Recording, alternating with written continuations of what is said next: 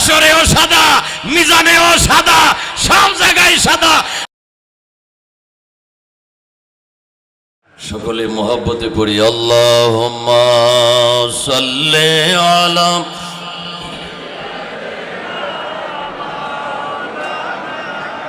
মুহাম্মাদ ওয়া আলা আলিহি।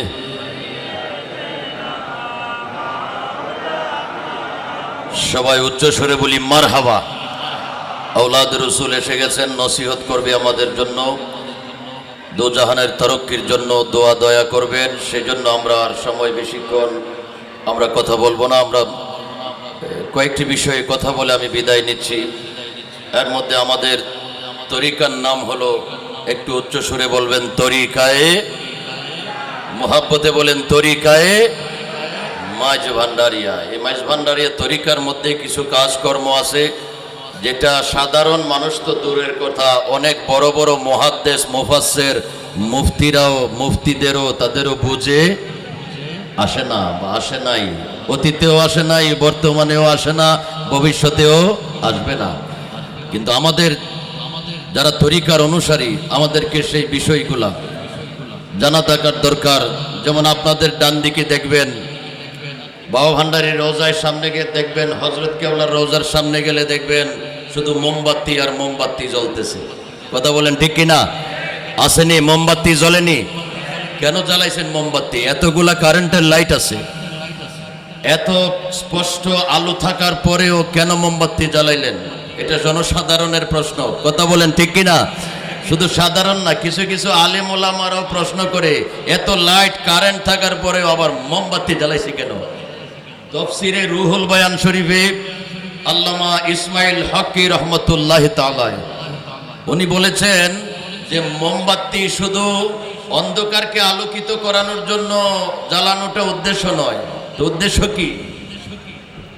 উদ্দেশ্য হলো তাজিমান ওয়া মুহাব্বাতান লি আউলিয়া ইল্লাহি তাআলা, একজন আল্লাহর ওলির সম্মান এবং মহব্বত প্রকাশের জন্য, বোঝানোর জন্য একটা মোমবাতি জ্বালানো হয়।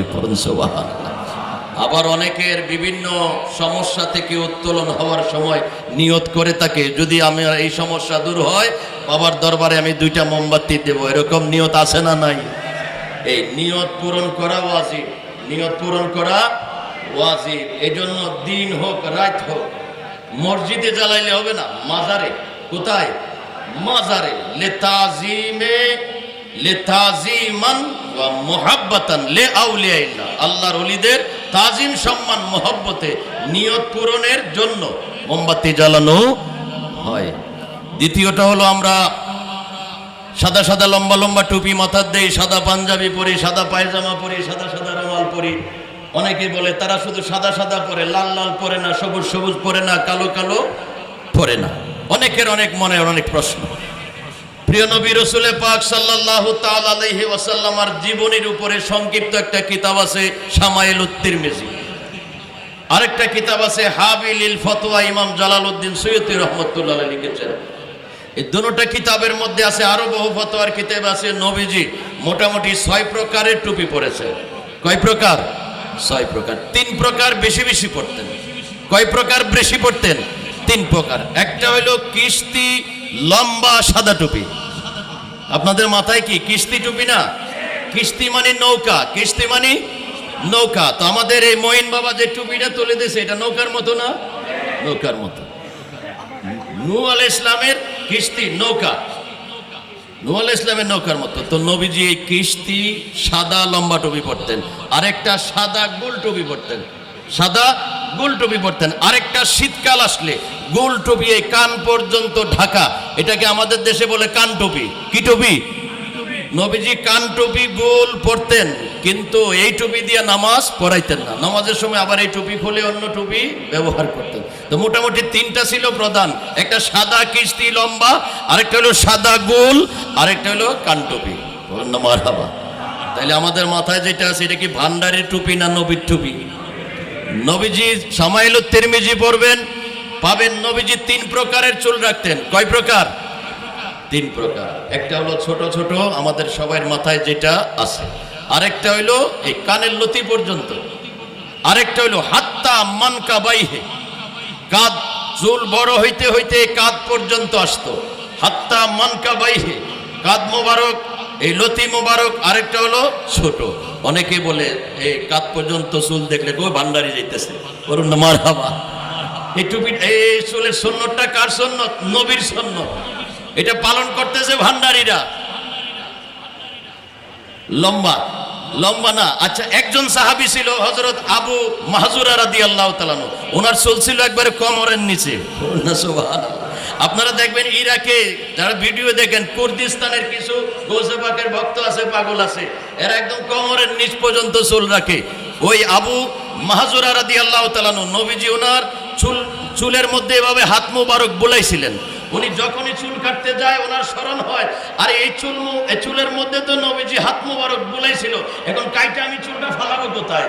দুনিয়াতে তো এরকম পবিত্র কোনো জায়গা নাই। বস উনি চুল কাটে না। আবার আরেক মাস পরে মনে হয় চুল কাটবো, আরো লম্বা হয়ে গেছে, আবার মনে হয় চুল কেটে ফালাবো কোথায়?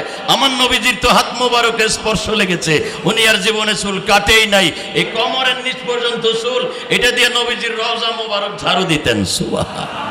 তবে এটা হইলো শ্বাস, এটা নবীর সুন্নত না, এটা হঠাৎ ঘটে গেছে, এটা একটা কারামত। কিন্তু সব সময়ের যেটা এই হাত্তা মানকাবাইহে, এতটুক পর্যন্ত। আরেকটা হইলো সাদা কাপড় আমরা পরি। তিরমিজি শরীফে হাদিসে পাক এসেছে, মিশকাত শরীফে আছে কিতাবুল লেবাসের মধ্যে, আহাব্বুস সিয়াব, নবীর কাছে সবচেয়ে বেশি প্রিয় ছিল আল আবিয়াস, সাদা রঙের পোশাক নবীর সবচেয়ে বেশি প্রিয় ছিল। পড়ুন না সুবহানাল্লাহ। তো মাইজভান্ডারীরা কি কাপড় পরে? সাদা কাপড়। এবং নবী বলেছেন ওয়াকাফিনু ফিহা, তোমরা আমার পছন্দের এই সাদা কাপড় দিয়া তোমরা কাফন পরাইবা। পড়ুন সুবহানাল্লাহ। হজ যারা করতে যায় হাজী সাহেবরা, তারা তো লাল কাপড় পরে যায়, কথা বলেন ঠিক কি না? দেখছেন ঠিক বলেন, ঠিক নাকি? কি কাপড় পরে যায়? সাদা কাপড়। সারা বিশ্বের হাজীগণ হজ করতে আসে, কেন লাল কাপড় আছে, সবুজ কাপড় আছে, হলুদ কাপড় আছে, পরেন না কেন? কইছেন না, পরতে হবে সবাই সাদা কাপড়। নবীজি বলেন ওয়াকাফিনু ফিহা, লাল কাপড় দিয়ে কেউ কাফন দেয় না, কারণ এটা নবীর নির্দেশ, নবীর সুন্নত। বলুন সুবহানাল্লাহ। তাইলে আমাদের মাথায় পরনে যা আছে এগুলা কার সুন্নত? নবীজির সুন্নত। তুলে দিছে কে? আওলাদে নবী। মারহাবা। তাইলে আমরা কি সঠিক রাস্তায় আছি না বেঠিক? কিছু মাশাআল্লাহ। আওলাদে রাসূল বলেছেন দুনিয়াতেও সাদা, এই সাদা মানুষগুলো কবরে যখন যাবে সেখানেও মানুষগুলো থাকবে সাদা পরিষ্কার। পড়ুন সুবহানাল্লাহ। ফেরেশতা আয়েশা কোনো দোষ ত্রুটি তোকানোর কোনো সুযোগ নাই, কথা বলেন ঠিক কি না? হাসরেও সাদা, মিজানেও সাদা, সব জায়গায় সাদা। নারে তাকবীর, নারে রিসালাত, নারে গাউসিয়া, গাউসুল আজম মাইজভান্ডারী, মঈন বাবা মাইজভান্ডারী, সাইফুদ্দিন বাবা মাইজভান্ডারী। সাইফুদ্দিন বাবার মাথায় কি লাল রঙের টুপি না? কি রঙের? গায়ে পড়ছে যে সবুজ না, কি রঙের? সাদা। পড়ুন না মারহাবা। তাহলে আমাদের দিলও সাদা, অন্তরও সাদা, তরিকাও সাদা, আমলও সাদা, লেবাসও সাদা, সব সাদা। ফেরেশতা আয়েশা ঘুরে যাবে যে এখানে কিছু নাই, যাও যাও যাও, সোজা চলে যাও বেহেশতে। সুবহানাল্লাহ। বেহেশতীদের লেবাসও সাদা। অধিকাংশ আম্বিয়ায়ে কেরামের লেবাস ছিল সাদা। সুফিয়ায়ে কেরাম, এই তাসাউফ শব্দটা এসেছে থেকে সফা থেকে, সাদা থেকে। বলুন সুবহানাল্লাহ। তো আমাদের দরবারের এবং তরিকার অনেকের অনেক রকম প্রশ্ন থাকে, নতুন যারা আসে দেখেন প্রত্যেকটা কাজের পিছনে কোরআন হাদিসের দলিল আছে না নাই? আছে। আমরা মাজারকে সেজদা দিই না। আরে শিরিক শিরিক, মাজারে সেজদা চলে মেজবান্ডারে, কথা বলেন ঠিক কি না?